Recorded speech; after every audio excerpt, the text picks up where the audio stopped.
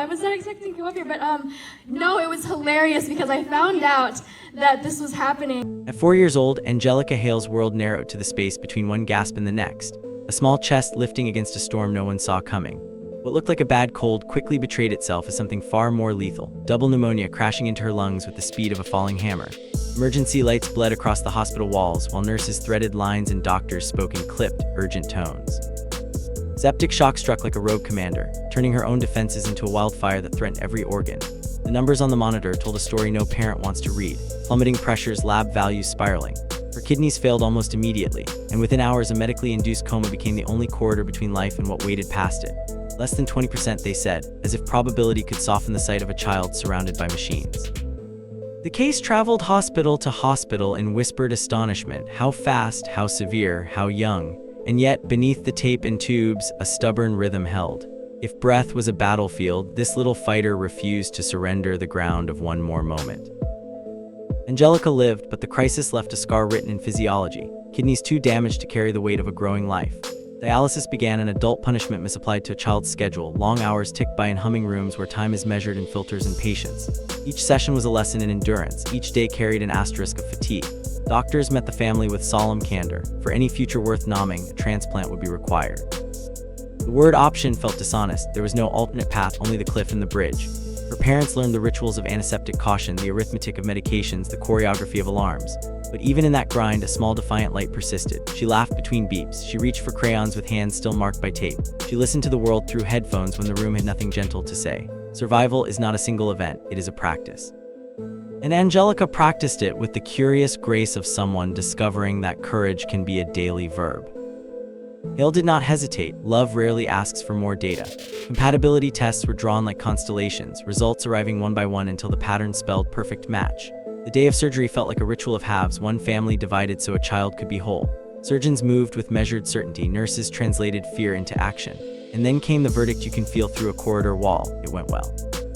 In recovery, machines softened their claims on the room as a borrowed organ learned the language of its new home.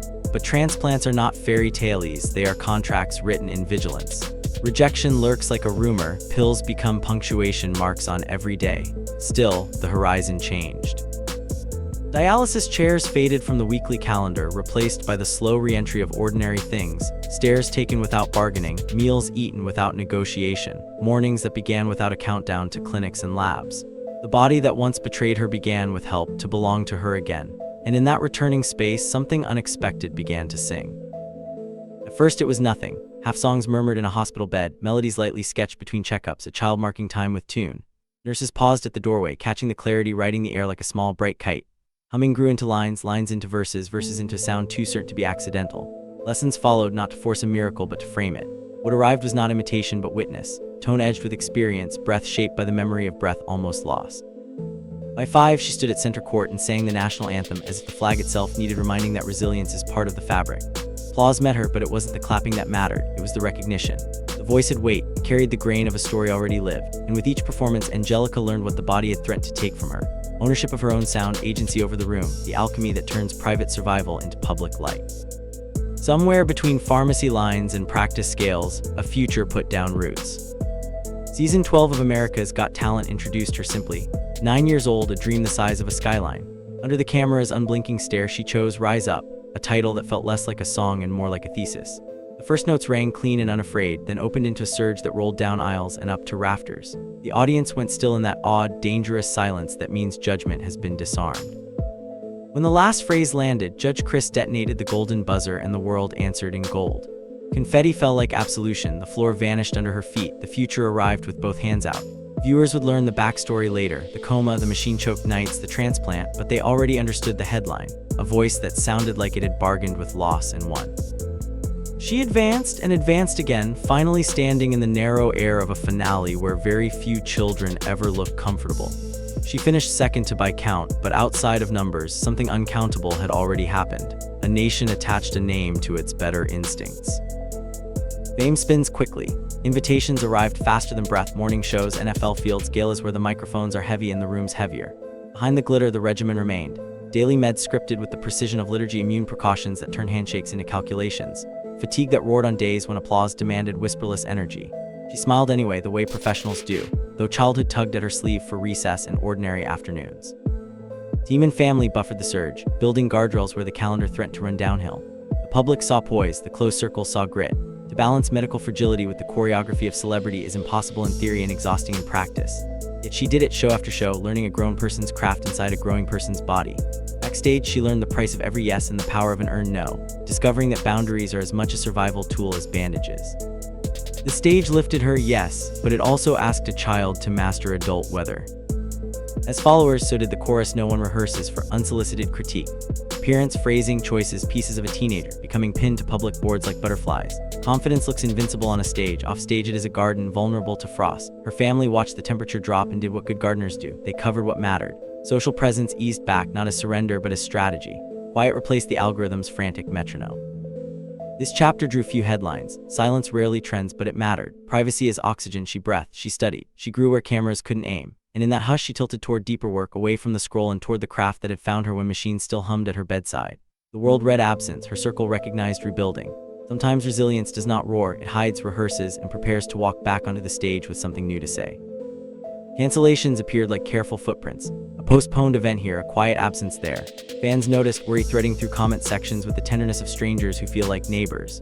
No official announcements stamped the rumor mill, but whispers circled possible complications, immune system chest, the eternal watchfulness that shadows every transplant life.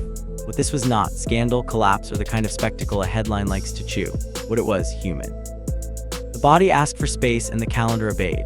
In the stillness, the work of being well continued. Labs, adjustments, long conversations with specialists whose language she now understood all too fluently. The story did not stop, it folded inward like a singer's breath before a held note. And while certain stages went dark, another stage brightened. The interior one where meaning arranges itself and purpose picks its key. When she re-emerged, it would not be as a child star clinging to yesterday's applause, but as an artist who knew exactly why she was singing. The title read like a verdict rendered after long deliberation. The track didn't beg for a chart, it declared an identity. Lyrics lifted locks from old doors, fear, expectation, the iron bars of other people's scripts, and asked the listener to walk outside with her. The voice was familiar, but the author was older, phrasing edged with intention, cadences that balanced fragility and steel. Alongside music, advocacy stepped forward to share the mic. Children's Miracle Network hospitals welcomed her as both messenger and evidence. Kidney Health found a champion fluent in its costs and its hope. She sang in rooms that celebrate and rooms that console, traded celebrity for presence, and learned that sometimes the most powerful stage is the one framed by IV poles and brave smiles. She told kids what she wished someone had told her, that scars are not verdicts, they are authorship marks. And as she spoke, a strange arithmetic took place, her story and other people's courage. Angelica's portfolio widened: acting, voice work, digital storytelling that refused to sanitize the path. Her channel became a workshop, a window where the curtain pulls back on process and on the ordinary persistence behind extraordinary moments. She performed for arenas and for rooms small enough to hear a heartbeat. Both mattered. Regular evaluations continued, the quiet price of a borrowed organ honored with discipline and gratitude. Interviews found her candid, not curated, numbing the mental stamina required to carry light through dark corridors. "My second chance wasn't just for me," she said, and the sentence went to work, traveling through hospital wings, school auditoriums, and late-night living rooms where families tally silent fears. Today she stands not only as an artist, but as a movement in motion, proof that tragedy can be composted into triumph if tended with purpose. Her music is beautiful, her legacy refuses to be anything less than useful. And if someone asks how she never looks nervous on stage, the truest answer is simple. After learning to breathe again, a stage is just another place to exhale.